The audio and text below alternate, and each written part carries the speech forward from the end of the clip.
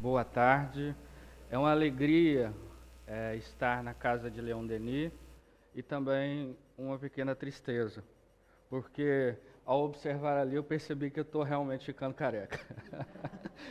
Isso dá um pouco de tristeza, mas é uma alegria estar aqui compartilhando, aprendendo e comungando dos princípios espíritas. Muito embora eu participe com muita alegria da Associação de Física e Espiritismo, aqui nós temos 2 físicos, eu sou de humanas, tá bom, gente? Então vamos com calma. Bom, Delane,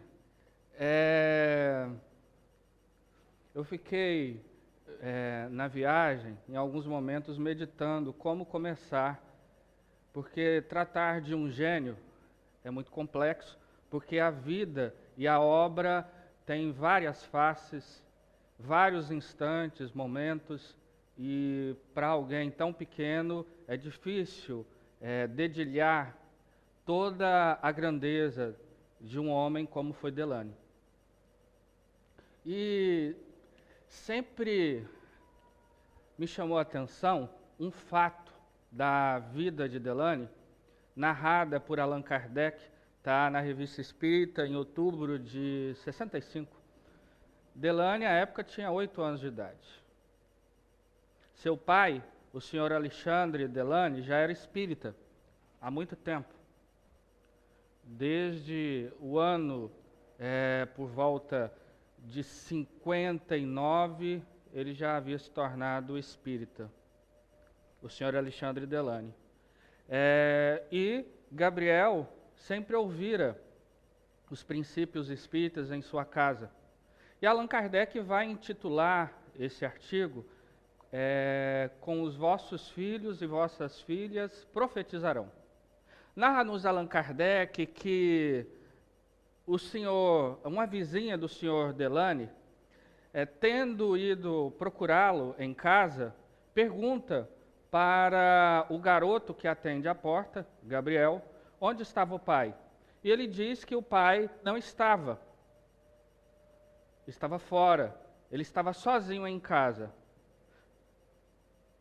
E a senhora pergunta, afinal, o que seu pai faz? Ora, não sabeis? Meu pai é espírita. E ela diz, não conheço essa profissão. E ele, um tanto quanto espantado, porque o tema do espiritismo já se fizera comum em sua vida, ele indaga, senhora, nunca ouvira falar das mesas girantes, dançantes? Ela, as mesas? E porventura, seu pai, então, poderia fazer uma sessão comigo? Ele diz, meu pai? Eu mesmo farei. É um menino ousado. Muito bem. Então ele se recolhe com ela, faz uma breve evocação, uma prece, e a mesa começa a girar. De início, de maneira um tanto quanto desconexo. No entanto, Delane, já conhecendo a linguagem das mesas girantes, a tipologia, começa então a questionar a mesa. Quem está aí? Quem está aí? E a senhora também, igualmente, questiona espantada, quem está aí? A mesa, se dirigindo a ela, na direção dela, diz, seu pai. Seu pai. Dá a quantidade de pancadas até chegar ao P, o A e o I. Claro que no alfabeto francês. E não no português. Muito bem. E ela se assusta. Então, ela tentando, fazendo, melhor dizendo, aquilo que nós comumente chamaríamos de uma pegadinha, indaga, o que me diz sobre a carta que eu escrevi hoje? Devo postá-la? Ele responde, a mesa responde, sim. Sim. E então, ela novamente indaga, qual o seu nome? e qual cidade tu falecestes? A mesa responde o primeiro nome do pai e a cidade em que ele havia desencarnado. E a senhora se converte ao espiritismo através de uma criança de 8 anos. Esse era o Delany. O senhor Alexandre Delany, há uma revista francesa que, inclusive, o Alexandre Delany, o próprio Gabriel, a esposa de Allan Kardec, Amélie Gabrielle Boudet, fundaram o Espiritismo. E um número desse jornal, melhor dizendo, o senhor Alexandre Delany, ele narra, eu só estou fazendo uma introdução sobre a vida dele, tá, gente? Depois a gente entra na questão da mediunidade. E, tudo bem? Tudo bem, né? Tá. Então, ele narra como foi o encontro dele com o Espiritismo. Muito interessante, porque foi num local que muito provavelmente ninguém acreditaria que alguém estaria falando sobre Espiritismo. Foi um café, numa cidade belga. O senhor Alexandre Delany, para quem não sabe, ele era representante comercial de materiais de higiene. Ele morava em Paris, mas vivia viajando. Inclusive, isso teve um papel muito importante para a doutrina espírita, porque onde ele ia, ele proferia conferências, palestras, enfim. Então, ele disse que estava no café, descansando, muito provavelmente tomando um café, claro, e de repente houve 2 jovens falando sobre espiritismo. Uma palavra até então para ele desconhecida. Essa é uma palavra que foi criada por Allan Kardec. Não se tinha esse nome. Por isso que quando falam assim, olha, a Bíblia proíbe o espiritismo, eu falo, gente, que coisa, né? Proibiu uma coisa que não existia. Não é? E o senhor Delany, teve aquela curiosidade, eu acho que só os franceses são curiosos, os brasileiros não, né? E ele começa então, como diriam lá na minha terra, em Goiás, assuntar o que eles estavam conversando. E começou a ouvir falar sobre mortos, e ele achou aquilo um tanto quanto estranho, e se mete na conversa, começa a debater com os 2 jovens, e ao final da conversa ele pergunta, ora, como eu posso conhecer um pouco mais sobre o Espiritismo? O senhor é de Paris. O fundador do Espiritismo, esse foi o termo, fundador, para nós, o organizador, o codificador, enfim. Ele mora em Paris. Deu o endereço. À época, Allan Kardec morava na passagem de Saint-Anne. E um dia, quase na hora do almoço, o senhor Alexandre Delany, ele vai à casa de Allan Kardec. Vocês imaginem a emoção que deve ter sido, né? Pelo menos eu fico elucubrando como que seria isso. Uma narrativa quase poética, porque é carregada de afeição. Imagine você descrever o seu encontro com uma alma que você tem uma admiração, um respeito e um amor. Não é? É como nós que temos uma admiração do altivo falar sobre ele. Não é? Enfim, então, ele penetra no apartamento. Allan Kardec estava com um jovem conversando alegremente, e daqui a pouco Allan Kardec o recebe. Eles conversam longamente, e Allan Kardec oferta a ele o Livro dos Espíritos e o Livro dos Médiuns. Vejam vocês uma coisa curiosa, ele chegou sem aviso, não é? Talvez isso serve, digamos, de uma lição para nós. Porque hoje nós vivemos em um mundo em que nós temos muitos dedos para compartilhar, para receber, para trocar experiências com as pessoas, tudo tem que ser marcado, muito protocolar, não é? E não, Allan Kardec o recebe com alegria. Sem contar que Allan Kardec respondia por ano milhares de cartas. Todas elas eram respondidas. Pois bem, assim que o Sr. Delany chega em casa, ele apresenta as ideias, os princípios e a obra de Allan Kardec para sua esposa. Ali, eles, à noite, melhor dizendo, eles tentam uma comunicação com o invisível. Afinal de contas, o senhor Alexandre estava empolgado com o Espiritismo. Teve notícias dessa doutrina nova da própria boca de Allan Kardec. Era natural que ele se empolgasse. Então ele tenta uma experiência e sua esposa escreve algumas frases de incentivo ao trabalho. E é interessante porque nesse artigo de outubro de 65, o senhor Allan Kardec ele vai dizer com toda franqueza, clareza, que o grupo do senhor Alexandre Delany era um grupo muito sério, coeso, um grupo familiar, mas muito sério. Tanto é que, na Revista Espírita, nós temos algumas comunicações que foram recebidas na casa, no lar do Sr. Delany. Logo depois, ele se apresenta, ele e a esposa, para o trabalho junto à Sociedade Parisiense de Estudos Espíritas. Um outro fato curioso é que é narrado pelo próprio Delany, o Gabriel, que certa feita, o Sr. Allan Kardec, indo à sua casa, o pega no colo, o acaricia e diz que, no futuro, essa criança seria um grande disseminador do Espiritismo.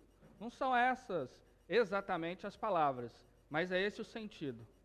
E, de fato, nós podemos dizer que Allan Kardec foi quase que profético, ao vislumbrar o futuro do Delany, do Gabriel. Muito bem. Delany, ele publicou algumas obras, todas elas muito densas, obras coesas, com conteúdo claramente, notadamente científico. Delany tem uma característica na sua obra que, de certa forma, lembra um pouco o Bozano. Por quê? Muito embora ele houvesse feito algumas pesquisas, o que ele faz é reunir o estado da arte. Ele pega os grandes nomes da ciência, digamos, acadêmica, né? E como, por exemplo, o magnetizador Binet, o psicólogo Pierre Janet, o James, que foi um grande psicólogo americano, William James, pai da escola do pragmatismo, né? Charcot, e por aí vai. Grandes nomes da ciência da época. Claro que a gente está falando de uma ciência do século XIX, né? Muitos conceitos, eles foram aprimorados ou até mesmo declinados, como é natural. Então, a coisa que me chama muita atenção, no primeiro capítulo de A Gênese, a última grande obra de Allan Kardec, que Allan Kardec ele vai fazer uma análise da revelação espírita. Né? E ali ele vai dizer que o espiritismo ele vai acompanhar a ciência. E ele precisa acompanhar a ciência. Porque se em algum momento a ciência declinar algum ponto do espiritismo, nós temos que ficar com a ciência e abandonar esse ponto do espiritismo. O fato é que até hoje isso não ocorreu. Né? O espiritismo ele continua como uma filosofia muito sólida, uma ciência igualmente, e tem uma moral que prescreve uma ética de excelência, não é? Que é baseado no grande código moral que é o Evangelho do Cristo, principalmente o Sermão do Monte. Pois bem, Então, o Delane, a sua primeira obra vai ser o Espiritismo perante a Ciência. Ali ele vai trabalhar questões relacionadas ao magnetismo e à ciência, falando sobre a imortalidade da alma, a mediunidade. A Alma é Imortal é uma outra obra muito importante de Delane. Pesquisa sobre a mediunidade que o Elton trouxe aqui para nós. É uma obra da virada do século, de 1900, essa obra, eu acho que dezembro de 1900, que inclusive, assim como Denis, né, que em 1807 ele vai dar uma resposta ao Congresso de Psicologia Internacional que ocorreu em Paris, Delane também aqui ele vai dar, digamos assim, algumas respostas à psicologia mais fisiológica, mais materialista, que não reconhecia um princípio inteligente para além da matéria, né? O espírito, enfim, alguma coisa que transcendesse a matéria. Evolução Anímica, que é uma obra fabulosa, em que lembra, em alguns momentos, muito a obra Gênese, de Allan Kardec, inclusive extensamente citada por Delane, né, nesta obra. A reencarnação e pesquisas e argumentos que comprovam a reencarnação, que na verdade foi um artigo que Delane reuniu esses artigos e publicou, além dessa outra obra, a reencarnação. Bom, se fôssemos analisar os temas, faltou alguma coisa? Acho que não, né? Não, é isso, né? Sim, sim.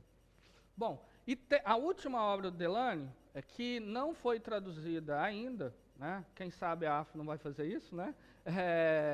Que é uma obra interessantíssima, que fala sobre os fantasmas dos vivos e dos mortos. É uma obra que demonstra e continua um trabalho que em Espiritismo é conhecido como exteriorização da sensibilidade, né? Depois nós vamos falar um pouco sobre isso, que é um tema interessante, que inclusive é objeto de uma das obras de André Luiz, Nos Domínios da Mediunidade. Inclusive eu estava conversando com os dois amigos, que a gente podia fazer um paralelo das questões da mediunidade na obra de André Luiz e do Delane. Tá? Eu acho que é mais interessante porque fica mais próximo de nós, muitos de nós lemos a obra de André Luiz, não é? Muito bem. Então, assim, os principais temas da obra de Delane foram o magnetismo, né? Por exemplo, ele estuda longamente este tema, a primeira parte toda da obra O Espiritismo perante a Ciência, a mediunidade, e um tema que à época estava muito em voga, e hoje é um grande fantasma para nós, que é o tal do animismo, né? Nossa, quando fala assim, olha, o médium tal, naquela comunicação, teve animismo. Dá um problema, né? Parece que está proscrevendo a pessoa, meu Deus, né? E na verdade a gente vai ver que isso é uma questão que simplesmente toda comunicação mediúnica tem animismo. Não existe, né? Não deveríamos estranhar essa questão. Gente, o tempo corre, né? Depois que a gente começa, a gente fica falando pelos cotovelos, né? Bom, vamos começar por onde? Vamos falar um pouco sobre animismo, pode ser?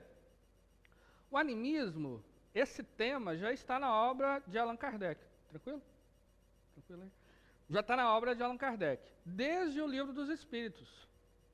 Allan Kardec, quando vai tratar do sonambulismo, não é?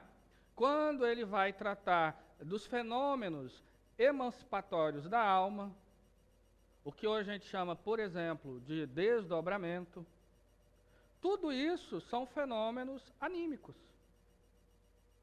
Allan Kardec, na Revista Espírita, ele vai tratar também desse tema longamente, em vários artigos. Nós temos também em O Livro dos Médiuns. No entanto, o termo animismo, ele foi cunhado por um pesquisador russo que depois migrou para a Alemanha, depois foi para, olha só, isso é curioso, depois foi para a Inglaterra só para dar uma resposta a um filósofo alemão chamado Edmund von Hartmann, que dizia que esse negócio de mediunidade não existe. É tudo coisa da cabeça dos sensitivos. Né? Na França, na Alemanha, eles chamavam de sujeito, traduzindo, né? O sujeito. Porque ele era sugestionável. A gente vê isso muito nos fenômenos do hipnotismo. Allan Kardec, inclusive, tem um artigo muito interessante em Obras Póstumas, que ele trata do hipnotismo. Né? O hipnotismo ele foi utilizado largamente nos primórdios, por exemplo, da psicanálise. Né? Freud, quando ele vai à França observar as experiências de Jean-Martin Charcot, que foi um grande psicólogo, e a gente pode falar com tranquilidade que foi um magnetizador, né? Ele utilizava do hipnotismo com as chamadas histéricas. Tinha um pouco de machismo nisso, porque histérica só as mulheres eram. É tanto que até hoje se fala, fulana está histérica, ciclana está histérica. Né? Porque a época imaginava que isso era uma doença feminina. Mas, na verdade, a gente vê que tem muitos homens histéricos também. Mas, enfim. Mas o fato é que quando... você não tem isso não, né, Elton? Não? Tá. O fato é que quando ele utilizava o hipnotismo, o fenômeno, melhor dizendo, os efeitos da histeria desaparecia. Isso, o Charcot. E olha que ele fazia isso numa grande escola parisiense. Né? E o que acontece? Freud depois vai utilizar essa técnica.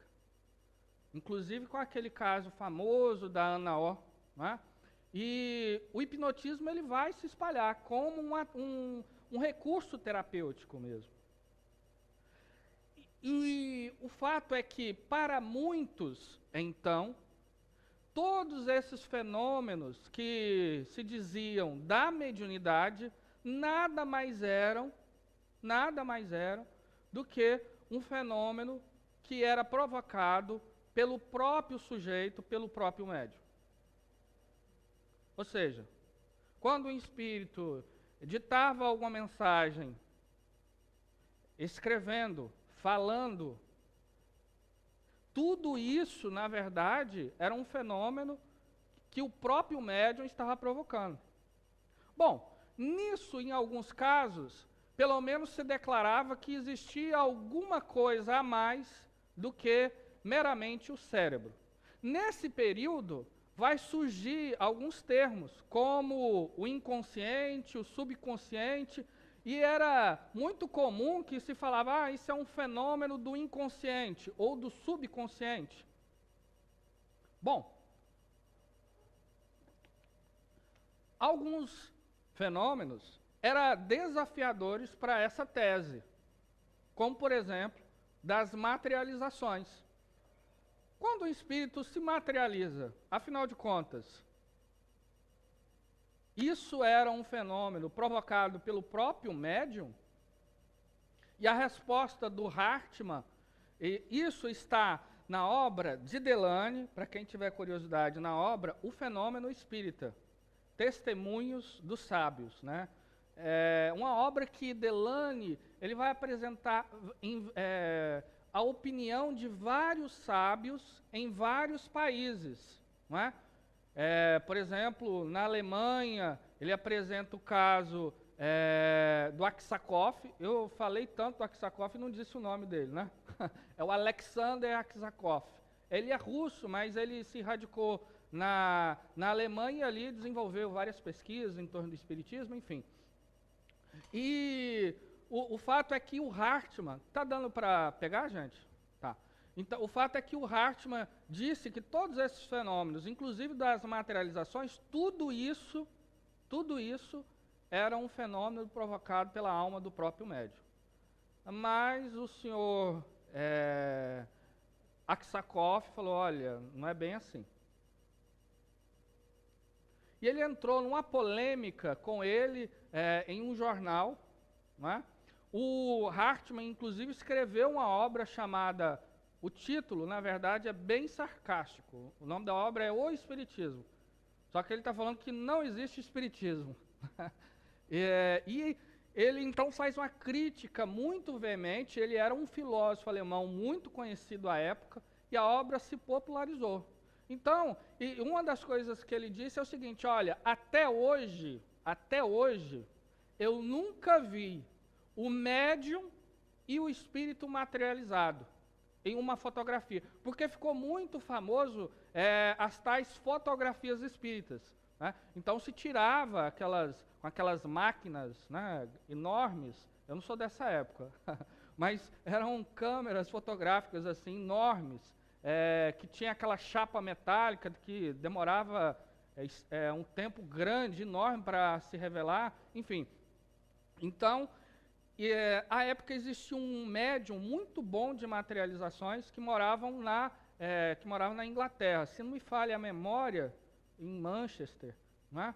E o Aksakov, então, ele vai ele fica, se não estou enganado, em Londres, e lá ele vai fazer várias experiências com esse médium, chamado Eglinton. E o Eglinton, então, vai provocar as materializações, até o momento que ele consegue tirar a foto do espírito que se materializava junto com o Eglinton. Inclusive, essa foto está no livro O Fenômeno Espírita. E está na obra de onde o Delane extraiu essas informações, que é Animismo e Espiritismo. Tem muita gente que confunde, porque tem uma obra do Bozano que é Animismo ou Espiritismo. Ponto de interrogação. Né? Muito bem. E aí que vai ser cunhado o termo animismo. Aksakov cunha esse termo, porque ele vai dizer o seguinte, olha, de fato, existem fenômenos que são provocados pela alma do próprio médium. No entanto, há os fenômenos também mediúnicos, que são provocados por outras inteligências. Então ele reconhece as argumentações do Hartmann. No entanto, ele diz, olha, ele parou. Por quê? Ele não observou os fenômenos. É uma coisa que hoje é muito comum. A gente já diz de um livro que nunca leu, já fala mal dele. Ah, eu não gosto do autor, mas leu. Pode ser que ele tenha contrariado o que ele disse em outras tantas obras. Querem ver uma coisa curiosa? Allan Kardec fez isso. Se formos, por exemplo, em um livro dos Espíritos, em um livro dos Médiuns, Allan Kardec vai nos dizer que não existe possessão. No entanto, quando vamos para a Gênese, Allan Kardec reconhece. Por quê? Ele foi em uma cidade e viu o fenômeno. Viu. Tem uma obra de Hermínio Miranda, que é um excelente pesquisador espírita brasileiro, chamado Condomínio Espiritual, onde ele disserta longamente sobre essa questão das obsessões, inclusive da possessão. Né? Pois bem, então, vamos falar um pouquinho... Gente, o tempo corre, né? Mas vamos fazer um paralelo nesse quesito dos fenômenos anímicos com a obra de André Luiz. A primeira questão que temos que ter atenção é a seguinte: todo fenômeno anímico tem um correspondente mediúnico. Ou seja, existe, de fato, as materializações que são meramente anímicas. Tem uma obra de um pesquisador francês chamado As Vidas Sucessivas, Alberto de Rochat, que foi a primeira obra que eu encontrei sobre materialização anímica.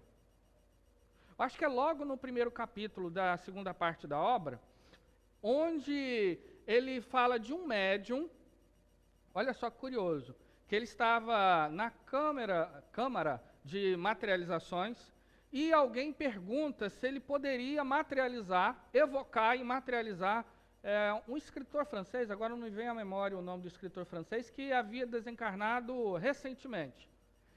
E ele disse, sim, é possível. Né? E aí o que acontece? Ele sai, começa o fenômeno da materialização, ele entra em transe, o ectoplasma começa a ser extraído, né, através do nariz, boca, dos ouvidos, sai e vai se formando um fantasma, fora da câmara de materializações. E aí o que ocorre? A forma era do médium. Só que ele, por um processo de sugestão, como ele conhecia a foto do dito escritor desencarnado, ela foi dando uma forma meio que muito mal feita. Não é? E aí percebeu-se que, em verdade, não era o espírito do escritor francês. Porque um fato que sempre chamou a atenção nos fenômenos das materializações, em muitos deles, porque tem uma variedade grande que não vai dar para a gente dissertar sobre isso, mas é que por exemplo, aferir a pressão arterial, se percebe que, quando é de fato um espírito materializado, são diferentes do médium e do espírito materializado. Deu para dar uma ideia? Né? São coisas diferentes. Tudo é diferente. A pulsação, as características físicas. No entanto, tinha nele algumas cicatrizes que não era do dito do morto, mas era sim do médium. Né? Então, através de um processo de sugestão, se pode, inclusive, produzir fenômenos anímicos nas materializações. O Gabriel Delany também, ele conta casos semelhantes na obra A Alma Imortal. Lá tem eu acho que uns 2 casos sobre isso, enfim. Sobre a questão do animismo, é um verdadeiro fantasma. Né? Como nós havíamos dito, é muito curioso, porque quando a gente fala que fulano, ciclano está na comunicação, teve animismo, a pessoa fica, nossa, parece que o sentimento que a pessoa tem que como se ela estivesse fraudando, estivesse mistificando, não é? No entanto, como nós dissemos, toda comunicação, ela tem um correspondente anímico, melhor dizendo, toda comunicação mediúnica tem um quê de animismo. Pode-se ter mais ou menos, mas tem. Quem tiver curiosidade, há uma obra excelente que me parece que explica com a linguagem bem palatável, aprazível, que é a obra do Hermínio Miranda, que é um verdadeiro tratado sobre mediunidade, que é a diversidade dos carismas. A primeira parte da obra toda, ele vai falar do animismo.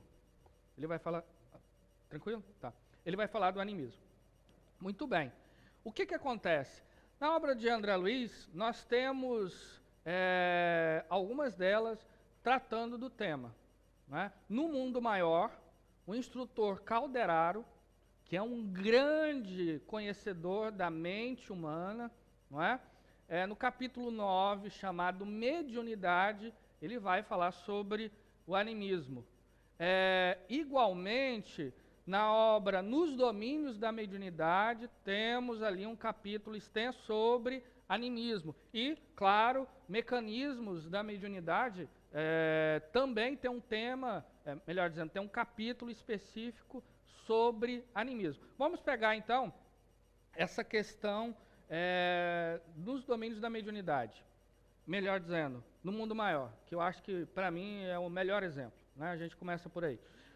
Nessa obra, havia um grupo que Calderaro, Hilário e André Luiz foram visitar. Um grupo pequeno, narrado lá nesse capítulo 9. Chegando, ele observa uma certa insegurança do grupo. E de cara, o Calderaro diz a André e a Hilário que ali havia algumas questões que dificultavam a comunicação de um espírito que comumente se apresentava ao grupo. Esse espírito era de um médico. E ele queria passar algumas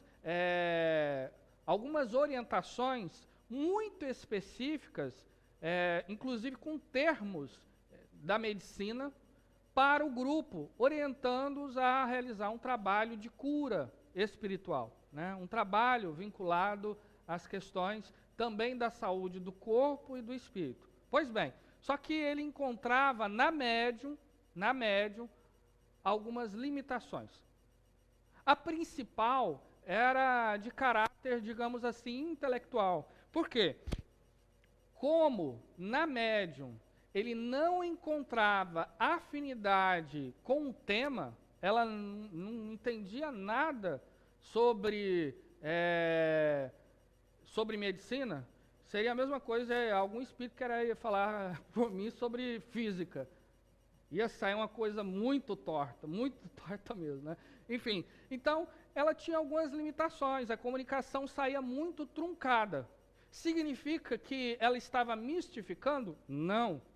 Havia ali, sim, um espírito de um médico ditando. E, terminado a comunicação, não vai dar para falar sobre todo o capítulo, mas, enfim, terminada a comunicação, os diretores do grupo disseram, isso é animismo, isso é animismo. E veio novamente com aquele fantasma, né? E ela se espantou, ficou um tanto quanto constrangida, enfim. E Aulus vai dissertar sobre essa questão. Primeiro ponto. O espírito, quando ele vai se comunicar, ele vai aproveitar dos recursos intelectuais do médium. Por isso que o médium tem que estudar. Tinha-se uma ideia, nos primórdios do espiritismo, alguns pesquisadores diziam assim, olha, quanto menos o médium estuda, até melhor, porque vai ter menos influência dele. No entanto, a gente percebe que é o contrário. Quanto mais o médium estuda, mais recursos, perdão, o espírito vai ter para se utilizar. Eu vou dar um exemplo que eu gosto de dar sobre essa questão. Imaginem vocês o seguinte, um grande gênio da pintura, um Michelangelo, um Da Vinci, né? Digamos que ele é o espírito, esse grande gênio da pintura. O médium é um estúdio onde ele vai pintar. Vocês concordam comigo se tiver uma variedade grande de tintas, de pincéis, de telas, ele vai conseguir fazer um bom trabalho? Agora, se ele encontrar uma limitação, que é material, né? Que ele tem só um pincel e duas tintas, por mais que ele seja um gênio, ele vai ter dificuldades de pintar uma tela. Então, o médium, o bom médium, é como esse estúdio em que ele tem uma variedade de recursos, intelecto e morais, para que o espírito utilize das suas capacidades para transmitir a sua mensagem. Na psicografia é a mesma coisa. Nessa obra, Pesquisa sobre a Mediunidade, o Delany, ele vai dissertar longamente sobre a questão da psicografia. Talvez seja a grande obra sobre o tema, sabe? Tem uma obra também de um pesquisador inglês, o William Staton Moses, que ele trata da questão da psicografia também, enfim, mas essa obra é fantástica, principalmente porque ele fala bastante extensamente sobre o animismo, né? Enfim, inclusive a psicografia anímica. Ele fala desse pesquisador, o Pierre Janet, um grande psicólogo francês, enfim, que ele realizou algumas experiências em que ele concluiu que, na verdade, existe uma personalidade acessória em todos nós. Quando nós estamos em transe, entrando num estado de consciência tal que uma outra personalidade ela aflora e toma conta da consciência. Então ela sai da zona do inconsciente e migra para a zona do consciente, não é? Quem tiver interesse em estudar um pouco sobre a mente na perspectiva espírita, a obra que nós estávamos falando de André Luiz, No Mundo Maior, é muito boa, né? Ele fala lá sobre, o Calderaro dá uma verdadeira aula sobre isso, quando ele fala sobre, digamos, dá uma visão trinária da mente humana, né? O consciente, o subconsciente e o inconsciente, enfim. O que acontece? O Pierre Janet, ele colocava uma médium, digamos assim, em transe. Em transe. E ele pedia para que ela dissertasse sobre um tema. Nós sabemos que desde as pesquisas do sonambulismo, há um estado alargado de consciência. Não é? O sujeito, o médium, o sensitivo, ele tem a sua consciência ampliada, então ele consegue captar mais questões e dissertar de maneira muito melhor sobre elas.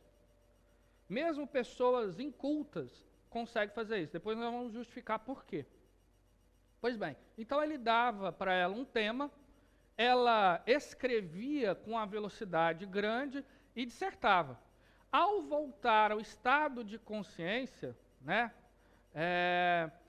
ela não lembrava de nada. A gente percebe que em muitos estados de transe tem o fenômeno da amnésia. A pessoa não sabe o que aconteceu, inclusive alguns médiuns. Eles entram no estado de transe, ditam a mensagem, escrevem e depois perguntam: o que você escreveu? O que você falou? Não faço ideia. Não é? Então ela escrevia longamente, e voltando ao estado de transe, ela nem reconhecia sua letra.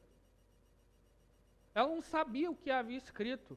Em outros momentos, vejam vocês, ao invés de escrever, ela falava. Então ela entrava no estado de transe, nesse estado de consciência que ele chamava de personalidade acessória, e em determinado momento ele estava travando um diálogo, chegava uma outra pessoa, ele apresentava, ela travava-se um diálogo com essa terceira pessoa, longamente, e ao voltar no estado de consciência, ele falava: o fulano, você estava conversando. Não, eu não sei nem quem é. Olha, você conversou durante meia hora. Não passou nem um minuto. Olhava para o relógio e ela ficava assustada, porque havia passado meia hora, uma hora. Não é? E esses estados são, por exemplo, a questão do saber dos sensitivos. Se explica, como vai dizer Lázaro, lá no item que ele trata da lei do amor, a reencarnação explica tudo fácil. Porque pode ser que esta pessoa não tinha conhecimento desses fatos nessa atual existência, mas em outra. Não é? Era tão interessante que essa sensitiva, ela tinha uma consciência tão aguçada no estado de transe, que ela percebia coisas que estavam acontecendo em outras salas. Tudo isso são propriedades do perispírito. A doutrina espírita já havia explicado isso. Não é? Ela sabia, por exemplo, que estava se falando numa sala contígua, né, ao lado, e depois escrevia isso para todo mundo. Via, observava um fenômeno de dupla vista, enfim. No entanto, Delane, ele vai apresentar, vamos pegar a questão da psicografia. Ele vai dizer: olha, de fato, existe a psicografia anímica. A pessoa entra no... Quantos escritores já não fizeram isso? Entravam no estado de transe, não significa que outro espírito estava ditando, não. Às vezes eram recordações dele mesmo. Tem um caso muito curioso de uma escritora, eu não sei se ela é americana ou britânica, mas ela é uma pessoa assim, profundamente melancólica. Nós talvez hoje diríamos que ela era depressiva, né?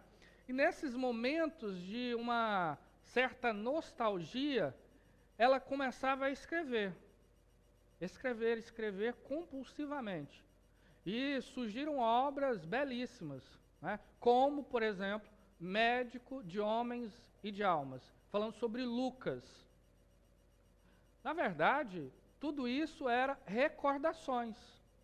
O Hermínio tem um artigo que ele publicou no Reformador falando sobre ela. Eu sempre esqueço o primeiro nome dela, mas é a Taylor, né? O sobrenome dela é a Taylor. Mas quem tiver curiosidade, leia essa obra, que ela é belíssima, inclusive com episódios muito interessantes sobre o cristianismo primitivo, né? É bem curioso mesmo, né? Pois bem, mas o Delany, na obra, ele apresenta um caso que eu diria assim, espetacular sobre psicografia mediúnica. Eu falei que ia fazer paralelo com a obra de André Luiz, não vai dar tempo. Só falei de outro, mas enfim. Porque vocês imaginam um bebê de 3 meses. Gente, está aqui. Depois, quem quiser, dá uma conferida. Porque tem gente que acha que a gente tá doido. Não, mas está aqui narrado, né, por Delany, enfim. Que era filha da Kate Fox, que tinha se casado com um industrial britânico, foi para a Inglaterra, e o seu bebê, né, o menino, estava com a babá no tapete, no carpete, brincando. E daqui a pouco, a babá vê o papel voando. Ela diz, inclusive, para Kate Fox, olha, o papel voou para os braços da criança. Ela não dá atenção.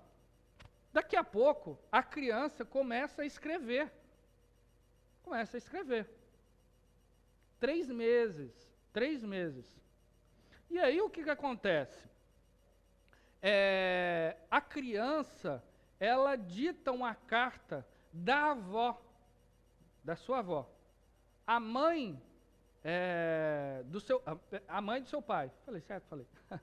A mãe do seu pai. E todos ficam assim espantados. Quer dizer, inclusive a Kate Fox, que já era dada, né, já era comum o trabalho em torno da mediunidade. Né? A Kate das irmãs Fox, lá dos fenômenos de Hydesville, né, no estado de Nova York, enfim. E nesse caso, por quê?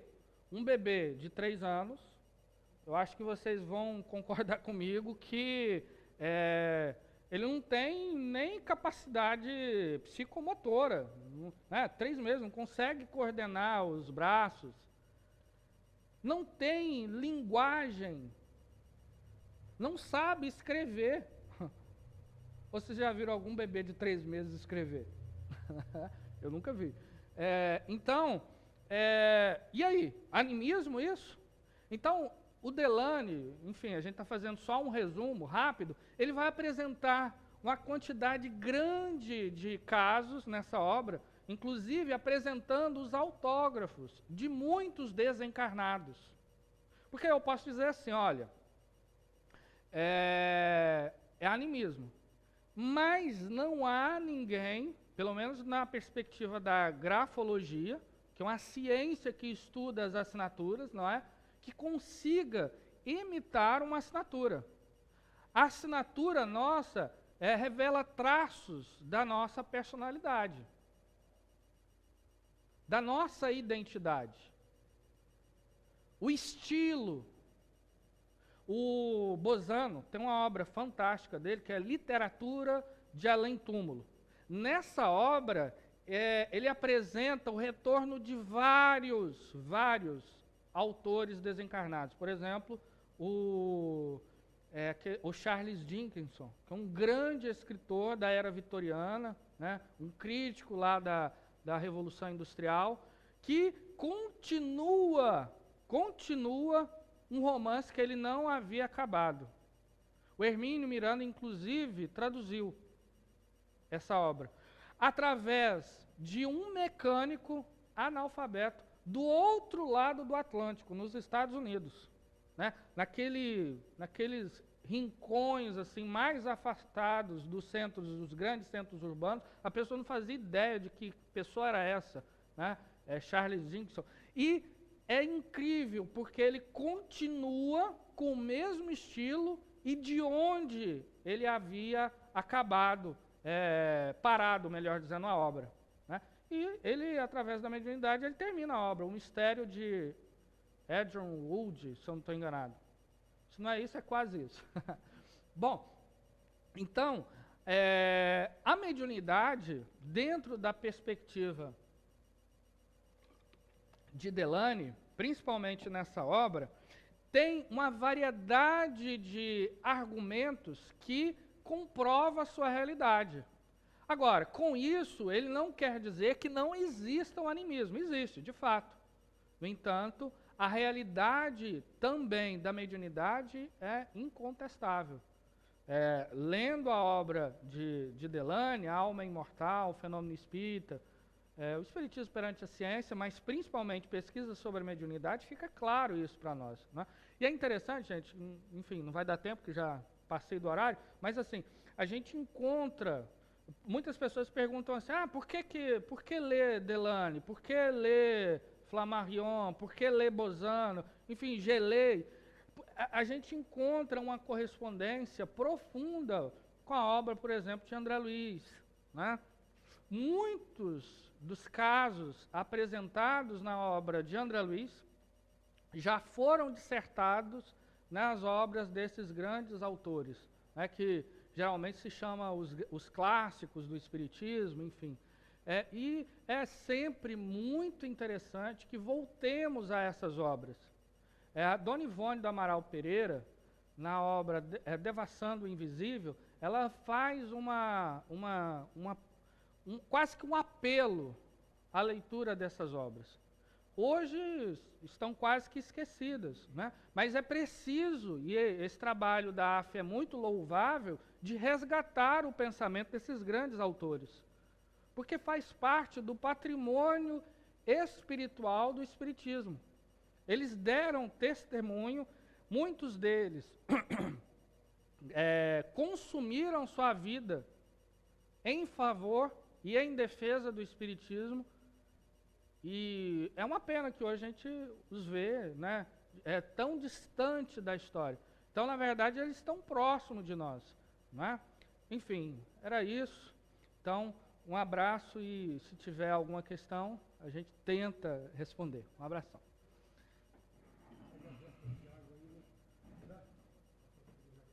Te agradece ao Tiago. Será que a gente tem alguma coisa para estudar ainda? Será que precisamos estudar sobre mediunidade? Será que tem coisas para a AF ainda dar andamento a esses grandes escritores, pesquisadores do Espiritismo, a gente chama os clássicos, né? Quanta coisa tem para descobrir ainda e trazer à tona, né? Já estão até descobertas, só pode trazer à tona, né? Dar uma roupagem